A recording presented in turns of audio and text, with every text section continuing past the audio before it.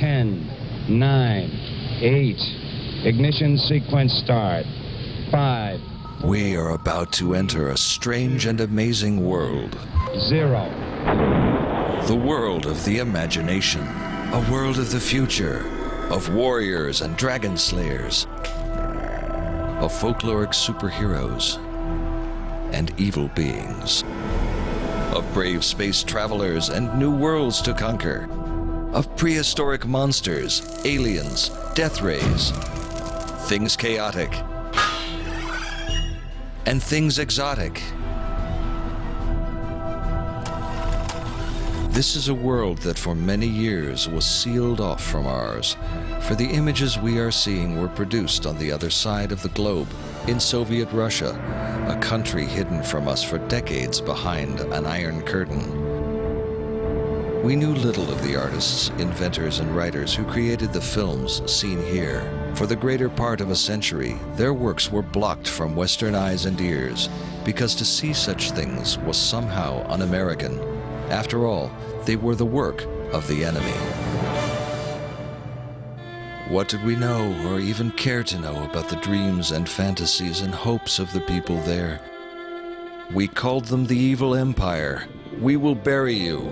Your capitalism is doomed, we were told, as images of Soviet soldiers, weapons on the march, and missiles aimed in our direction were fed to us in newsreels and papers and on TV. And those mutual hatreds grew as the threat spread to outer space.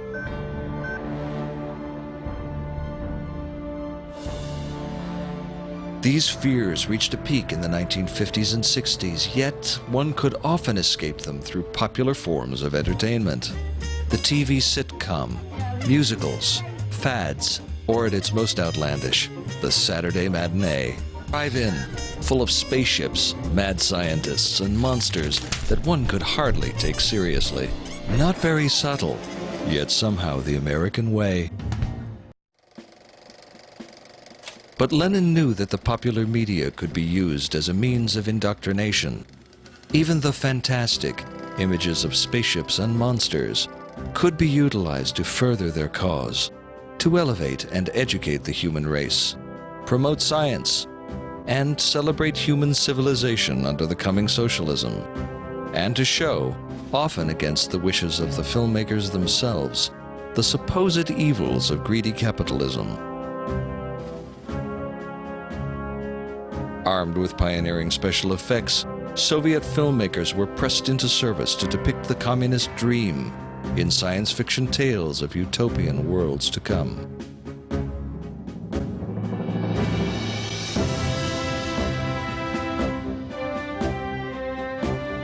Scientific fantastica could be used to show the gleaming cities the people would inhabit in the future, or to excite revolution by transferring it to other planets.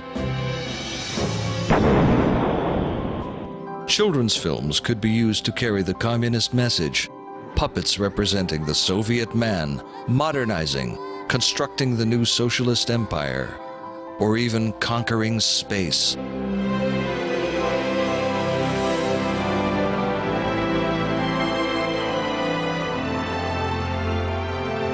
And heroes depicted in folktales, giant mythological figures out of Russian literature, could be recast in the new role of saviors of the common man, willing to fight for liberation and battle evil capitalist tyrants. The same heartless beings who, in the guise of ghostly spirits, could tempt, torment, and take over man, possibly even destroy the Soviet motherland. This, then, is the first look at Russian fantastica, the fantastic cinema of the former Soviet Union. For the next 2 hours, we will meet the artists and filmmakers, writers, designers, and directors charged with creating these heroic tales and amazing scenes. Individuals who struggled to keep fantasy alive and free of propaganda and looked to a peaceful future. Stretching their imaginations to their limits, long before the advent of computerized special effects, they labored under terrible working conditions, with tiny budgets, under threat of starvation, censorship, punishment, banishment. We'll meet ingenious animators like Ladislaw Starowitz. In 1912, the impoverished artist breathed life into a fantasy world of weird creatures made up of paper scraps, fish bones, string, and cardboard, who used dried-up insect carcasses as his actors, all he could afford. Then there's special effects man Mikhail Koryakov, who, in writing a letter to Pravda in support of science fiction, was banished forever from his home within 24 hours. And the censoring of science fiction director-writer Pavel Klushantsev, his passionate desire to film his story The Moonstone, depicting at the height of the space race the peaceful cooperation between Russians and Americans to make a journey to the moon. But the communist authorities tell him, "We don't need anyone's help to conquer space," crushing Klushantsev's dream.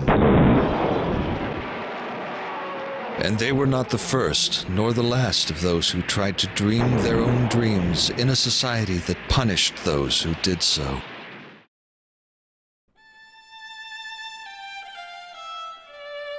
As the Soviet Union entered its death throes in the early 1990s, and the film artists retired, so did this peculiar branch of the fantastic fade and die, with all of its startling vistas and special effects and beauty.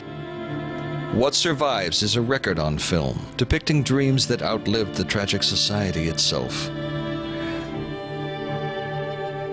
This is the behind-the-scenes story of these fantastic motion pictures, as shown through extremely rare and never-seen-before footage and stills, and told in the words of the filmmakers themselves.